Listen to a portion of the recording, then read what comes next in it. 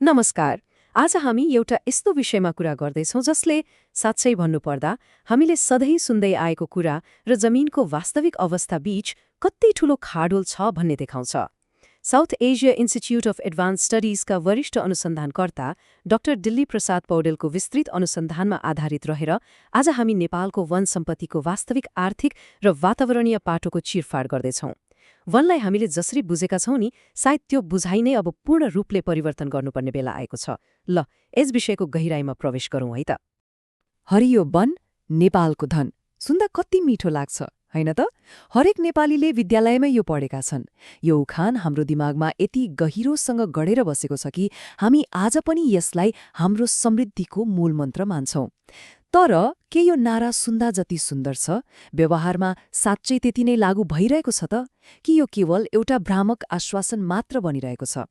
कल्पना गर्नुस् त, नेपालको करिब 48% भूभाग जंगलले ओगटेको छ। आधा देश त जंगलै छ नि। यति विशाल प्राकृतिक स्रोत हुँदाहुँदै पनि हामी किन यसलाई नागरिकको समृद्धिसँग जोड्न सकिरहेका छैनौं त? एकातिर यत्रो अथाह स्रोत छ, अर्कोतिर देशको अर्थतन्त्र भने ओह्रालो लागिरहेकै छ। यो अथाह सम्भावना र निराशाजनक यथार्थ बीचको विरोधाभास नै आजको हाम्रो विश्लेषणको मुख्य केन्द्रबिन्दु हो। आजको यो व्याख्यात्मक प्रस्तुतिमा हामी मुख्य गरी यी 6वटा कुराहरू हेर्दैछौँ। पहिलो, मिथक विरुद्ध यथार्थ। दोस्रो, हाम्रा झन्झटिला कानून। तेस्रो, मानव वन्यजन्तु द्वन्द्व। चौथो, विपदको रूपमा डढेलो र बाढी।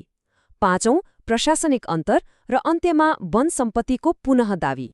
सुरु गरौं खण्ड 1बाट, मिथक विरुद्ध यथार्थ, एक सर्वमान्य उखान र तीतो वास्तविकता। अब जाउँ खण्ड 2मा, झन्झटिला कानून, स्वदेशी काठ प्रयोगमा संरचनागत बाधाहरू। अब यो कस्तो अचम्मको कुरा छ भने नि, एकातिर हाम्रै वनमा करोडौं मूल्यका काठहरू कुहिएर खेर गइरहेका छन्, तर बजारमा हेर्नुभयो भने विदेशबाट महँगो डलर तिरेर ल्याइएका काठको दबदबा छ। मलेसिया वा इन्डोनेसियाबाट हजारौं किलोमिटर पार गरेर ल्याइएको काठ बजारमा सजिलै पाइन्छ, तर सँगैको गाउँको जंगलबाट काठ ल्याउनु फलामको चिउरा चपाउनु सरह छ। हाम्रा कानूनी झमेरा र लालफित्ता शाही यति धेरै छन् कि आफ्नै देशको बहुमूल्य स्रोत प्रयोग गर्न पनि डराउनु पर्ने अवस्था छ। यो त अति नै भएन र? पूर्व ऊर्जा मन्त्री कुलमान घिसिङको यो भनाइले ठ्याक्कै यो अवस्थालाई प्रश्न पार्छ। मान्छे काट्न भन्दा रुख काट्न गाह्रो छ। सुन्दा ठट्टा जस्तो लागे पनि यो हाम्रो कठोर कर्मचारी तन्त्रको ऐना हो।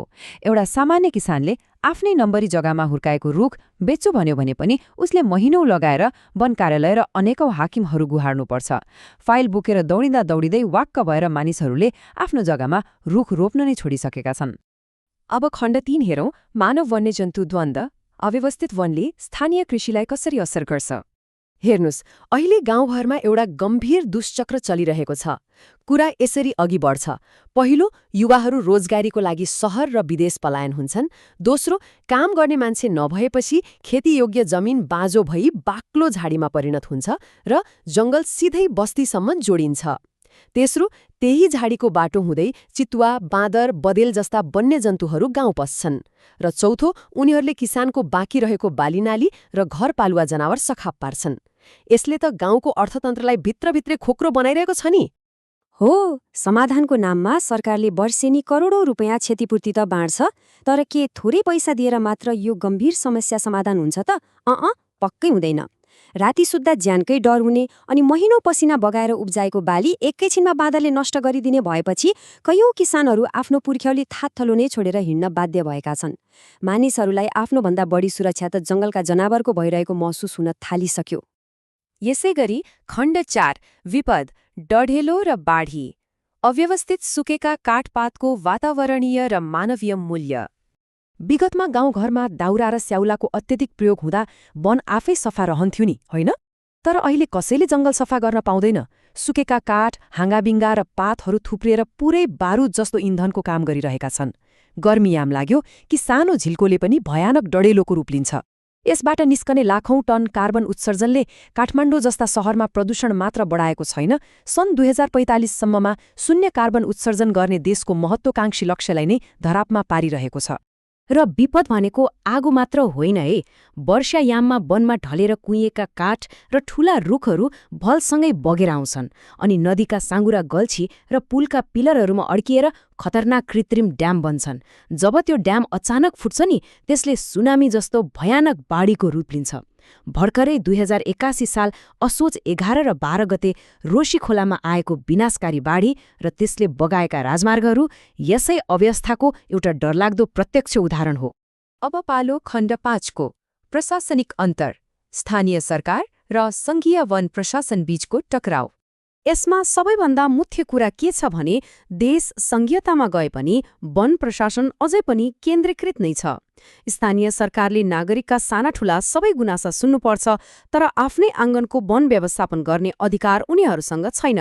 झन् एउटा सामान्य सडक वा विद्यालय बनाउनु पर्यो भने पनि वन कार्यालयले यति ठूलो अडचन सृजना गर्छ कि एउटा रुख काट्न मन्त्री परिषदको निर्णय कुर्नुपर्ने अवस्था छ।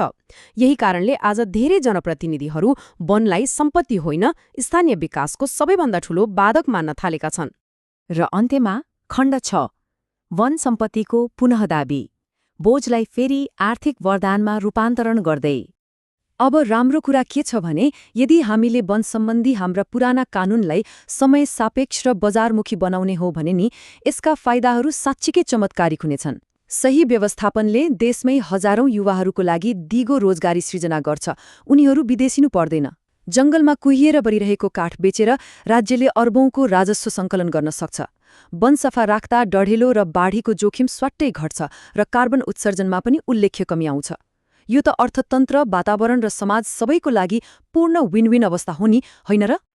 स्रोत हाम्रै अगाडि छ, सम्भावना पनि अथाह छ। तर अन्त्यमा एउटा गम्भीर प्रश्न हामी सबैले सोच्नै पर्छ। के हाम्रो वातावरण र अर्थतन्त्र दुवैलाई एकैसाथ बचाउन समयमै हाम्रा कानून र नीतिहरू परिमार्जन होलान् त? के हामीले साँच्चीकै हरियो वन, नेपालको धनलाई किताबको पाना र पुरानो उखानबाट निकालेर आजको यथार्थमा बदल्न सकौँला? यो यस्तो विषय हो जसले हाम्रो समग्र भविष्य नै तय गर्छ। आजको यो विश्लेषणमा सँगै रहनुभएकोमा धेरै धेरै धन्यवाद। फेरि अर्को गहन विषयका साथ पक्कै भेट हुनेछ।